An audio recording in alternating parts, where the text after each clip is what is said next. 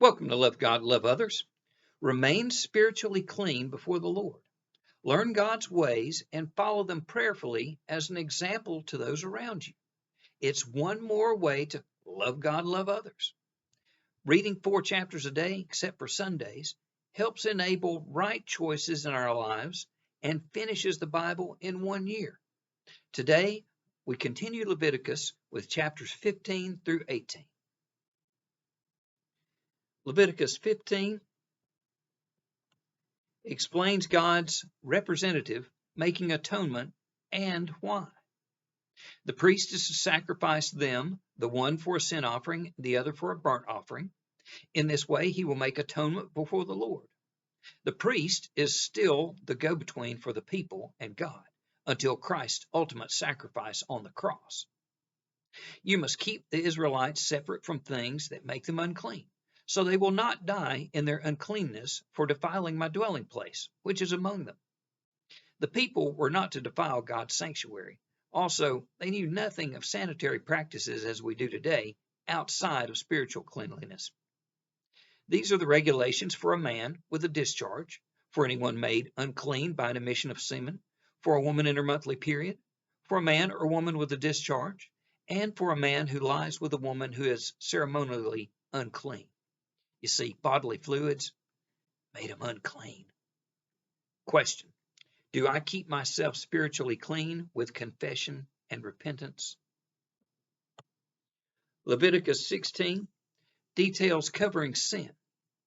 This is to be a lasting ordinance for you. Atonement is to be made once a year for all the sins of the Israelites. The Day of Atonement covered over any sins left uncovered during the year by all the other offerings and sacrifices. Tell your brother Aaron not to come whenever he chooses into the most holy place behind the curtain in front of the atonement cover on the ark, or else he will die. Aaron washes, dresses in sacred garments, and sacrifices, giving offerings as told, but one aspect is new here. But the goat chosen by Lot as a scapegoat shall be presented alive before the Lord for making atonement by sending it out into the desert as a scapegoat. And the Lord laid on him the iniquity of us all. You see, Jesus is our scapegoat. Question: have I given away my sins, or am I still paying for them? Leviticus 17 outlines blood sacrifice. For the life of a creature is in the blood, and I have given it to you to make atonement for yourselves on the altar. It is the blood that makes atonement for one's life. The animals die in our place.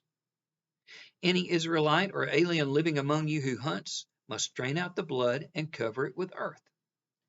Be respectful of the blood sacrifice. Any Israelite who sacrifices, instead of bringing it to the tent of meeting, he is guilty of shedding blood and must be cut off from his people. Sacrifice is done only according to the Lord.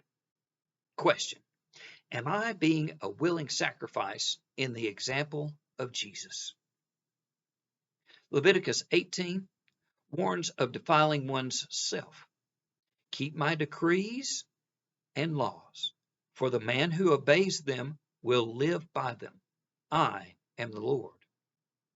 Do not defile yourselves in any of these ways, because this is how the nations that I am going to drive out before you became defiled.